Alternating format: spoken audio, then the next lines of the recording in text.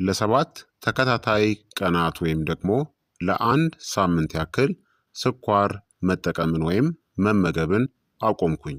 በሰውነቴ ላይ የሆነው ነገርም ይህ ነው። በመጀመሪያ ስኳር ሲባል በትክክል ምን ማለት ነው?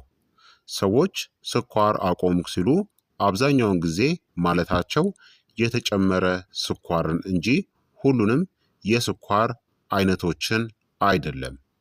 ተፈጥሯዊ ስኳር ወይም ደግሞ ናቹራል ሹገር የምንለው በአጠቃላይ ችግር የለውም። በተፈጥሮ ሙሉ ምግቦች ውስጥ የሚገኘው፣ በፍራፍሬዎች ውስጥ ፍሩክቶስ፣ በወተት ውስጥ ላክቶስ እና በአትክልቶች ውስጥ በጥቂቱ። እነዚህ ከፋይበር ከቪታሚኖች እና ከሚነራሎች ጋር ስለሚመጡ በሰውነታችሁ በተሻለ ሁኔታ ያስተናግዳቸዋል።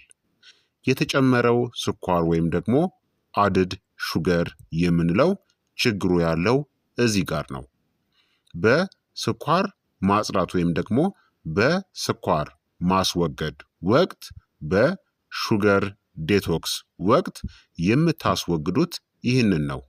የተለመዱ ምንጮች የምንላቸው ለስላሳ መጠጦችን፣ ጭማቂዎችን፣ ጣፋጭ ሻይና ቡና፣ ከረሜላ፣ ቸኮሌት፣ ብስኩት፣ ኬኮች፣ ዶናት፣ ጣፋጭ እርጎ፣ ነጭ ዳቦ፣ የቁርስ እህሎች ወይም ደግሞ ሲሪያል፣ ከቻፕ እናም ሶሶች። እነዚህ ከፍተኛ የስኳር ምንጭ አላቸው። ሌሎች የስኳር ስሞች የምንላቸው ደግሞ ስኳር የሚሰየምባቸው ሱክሮስ ሊባል ይችላል፣ ሃይ ፍሩክቶስ ኮርን ሲረፕ፣ ግሉኮስ ሲረፕ፣ ማልቶስ እናም ዴክስትሮስ እንለዋለን። እነዚህ በደማችሁ ውስጥ ያለውን ስኳር በፍጥነት ከፍ ያደርጋሉ። ለስብ ክምችት፣ ለምግብ ፍላጎት መዛባትና ለድንገተኛ የድካም ስሜትም ይዳርጉናል። ታዲያ ለአንድ ሳምንት ወይም ለሰባት ቀናት ቻሌንጅ ስኳር የለም ማለት የተጨመረ ስኳር በፍጹም የለም፣ ጣፋጭ መጠጦችም የሉም ወይም ደግሞ አንጠቀምም፣ በጣም የተቀነባበሩ አልትራ ፕሮሰስድ ምግቦች የሉም ማለት ነው። ሙሉ ምግቦች ይፈቀዳሉ፣ እንደ አትክልቶች፣ ፕሮቲን፣ ጤናማ ቅባቶችና የተወሰኑ ፍራፍሬዎች። ታዲያ በየቀኑ ለሰባት ቀናት ስኳር ስታቆሙ ምን እንደሚከሰት በእኔ ላይ የተከሰተውንም ልንገራችሁ። ከቀን 1 እስከ 2 ከፍተኛ የሆነ የምግብ ፍላጎት እናም የሱስ ምልክቶች ይሰማችኋል። የሚሰማችሁም ከፍተኛ የሆነ የስኳር ፍላጎት፣ ራስ ምታት፣ ብስጭት እናም የኃይል መቀነስ ወይም ደግሞ ድካም። ምክንያቱም ስኳር ዶፓሚን ወይም የደስታ ስሜትን የሚፈጥር ኬሚካል እንዲመረት ያደርጋል። ስታቆሙ አእምሯችሁ ልክ እንደ ሱስ ማቆም ምልክት ምላሽን ይሰጣል። ይህ በቀላሉ ከሱስ ጋር ተመሳሳይ ነው። ታዲያ ምን ማድረግ አለባችሁ? ውሃን ጠጡ፣ ፕሮቲን እናም ጤናማ ቅባቶችን ተመገቡ፣ እንደ እንቁላል እናም ለውዝን። እንዲሁም በደንብ እንቅልፋችሁን ተኙ። ማቆም በጀመራችሁ ከ3 እስከ 4ኛው ቀን የኃይል መጠን መረጋጋት ይኖራል። የሚለወጡት ነገሮችም ድንገተኛ የድካም ስሜት ይቀንሳል። በምግብ መካከል የሚሰማችሁ ረሃብ ይቀንሳል። የጣፋጭ ፍላጎታችሁ መቀነስ ይጀምራል። ምክንያቱም የደማችሁ የስኳር መጠን ይበልጥ ይረጋጋል። ድንገተኛ መውጣት እናም መውረድም የለም። ድካምም አይኖርም። ሰውነታችሁ ለኃይል ምንጭነት ስብን መጠቀም ይጀምራል። ስኳርን ማቆም በጀመራችሁ ቀን 5 ላይ ስብ መቃጠል ይጀምራል። የምታስተውሉትም ጥቂት የክብደት መቀነስ፣ በተለይ የውሃ ክምችት አይኖርም። የሆድ መነፋት መቀነስ፣ የሆድ መጥፋትም ይጀምራል። መለስ ማለት ይጀምራል። ምክንያቱም ዝቅተኛ ስኳር ማለት ዝቅተኛ ኢንሱሊን ማለት ነው። ሰውነታችሁ ስብን ማቃጠል ይችላል። ኢንሱሊን ስብ እንዳይቃጠል የሚከለክል ሆርሞን ነው።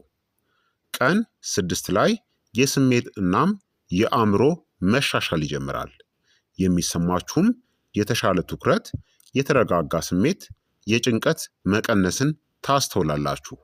ምክንያቱም የስኳር መዋዠቅ አለመኖር የተረጋጋ የአእምሮ ኬሚስትሪ እንዲኖር ያደርጋል።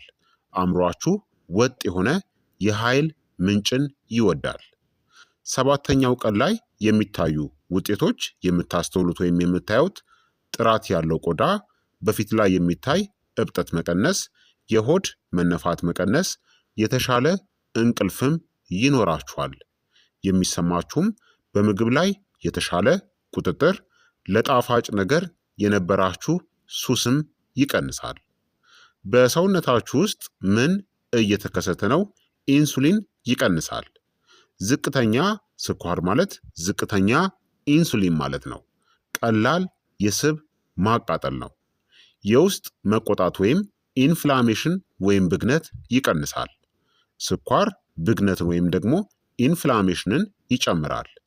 እሱን ማስወገድ ሌሎች አካላትንም ይረዳል። መገጣጠሚያዎች፣ ቆዳ እናም የምግብ መፈጨት ስርዓትም የተሻሉ ይሆናሉ። እንዲሁም የአንጀት ጤናም ይሻሻላል። መጥፎ ባክቴሪያዎች ስኳርን ይመገቡታል። ስኳር ሲቀንስ ጤናማ የአንጀት ሚዛን ይፈጠራል። የረሃብ ሆርሞኖችም ይመለሳሉ። ግሬሊን የረሃብ ሆርሞን ይረጋጋል። ሌፕቲን ወይም የመጥገብ ሆርሞን በተሻለ ሁኔታ ይሰራል። ሳትገደዱ በተፈጥሮ ያነሰ ምግብ መብላትን ትጀምራላችሁ። ስኳር በማቆም ወቅት ታዲያ የሚፈጠሩ የተለመዱ ስህተቶች ስኳርን በሌሎች በማይጠቅሙ የአመጋገብ ምግቦች መተካት፣ የፍራፍሬ ጭማቂን መጠጣት። ከፍተኛ ስኳር አለው የፍራፍሬ ጭማቂ ስኳርን ባትጨምሩበትም እንኳን በጣም ጥቂት ምግብን መመገብም ስህተት ነው። በኋላ ላይ ቁጥጥር ወዳጣ አመጋገብ ያምራል። የተደበቁ ስኳሮችን ችላ ማለትም ከባድ ነው። ሶሶች እናም ዳቦን ማለት ነው። እነዚህም ስኳርን ስለሚይዙ መወገድ ይኖርባቸዋል። ታዲያ በምትኩ ምን መበላት አለበት? ምርጥ ምግቦች የምንላቸው እንቁላል፣ ዶሮ እናም አሳን፣ አትክልቶች በተለይ አረንጓዴ ቅጠላ ቅጠሎች እንደ አቮካዶ፣ ለውዝና ሲድስ ወይም ደግሞ ዘሮች እንደ ተልባ እናም ቺያሲድ እና ሙሉ ፍራፍሬዎችን ደግሞ በመጠኑ መመገብ ትችላላችሁ። ታዲያ ለስላሳ መጠጦችን በውሃ ወይም በሎሚ ውሃ ተኩ። ከረሜላን ደግሞ በለውዝ ወይም በጥቁር ቸኮሌት ከ80% ወይም ከ70% በላይ የካካኦ ይዘት ባለው መተካት። ጣፋጭ ቁርስን ደግሞ በእንቁላል ወይም በኦትስ ተኩ። ታዲያ ከ7 ቀናት በኋላ የሚጠበቁ ውጤቶች የጣፋጭ ፍላጎት መቀነስ፣ የተሻለ ጉልበት ወይም ደግሞ ኃይል መኖር፣ የሆድ መነፋት መቀነስ፣ ጥቂት የክብደት መቀነስን ታስተውላላችሁ። የተወሰነ ስብ ይቀንሳል። በ7 ቀን ውስጥ ተአምራዊ የስብ መቀነስን አታዩም፣ ግን ጠንካራ የሆነ ጅምርን ትመለከታላችሁ። ትልቁ ጥቅም የክብደት መቀነስ ብቻ አይደለም፣ የስኳር ሱስን መስበር ነው።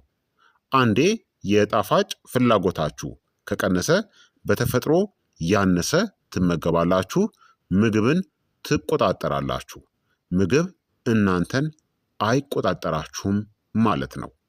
ስለዚህ ለ1 ሳምንት ወይም ደግሞ ለ7 ቀናት ያክል ሁሉንም የስኳር ምንጮችን በመተው በሰውነታችሁ ላይ የሚፈጠረውን ድንቅ ለውጥን ተመልከቱ። የዛሬው የጤና ትምህርቴ ይህንን ይመስል ነበረ። ለሌሎችም እንዲደርስ ሁላችሁም ላይክ እና ሼር በማድረግ ሌሎችንም አስተምሩ፣ አሳውቁ እላለሁኝ። በቀጣይ አስተማሪ በሆነ የጤና ትምህርት እስከምንገናኝ እኔንም እናንተንም ቸር ያቆየን። መልካም ጊዜ፣ መልካም ቆይታ። ቻው ቻው።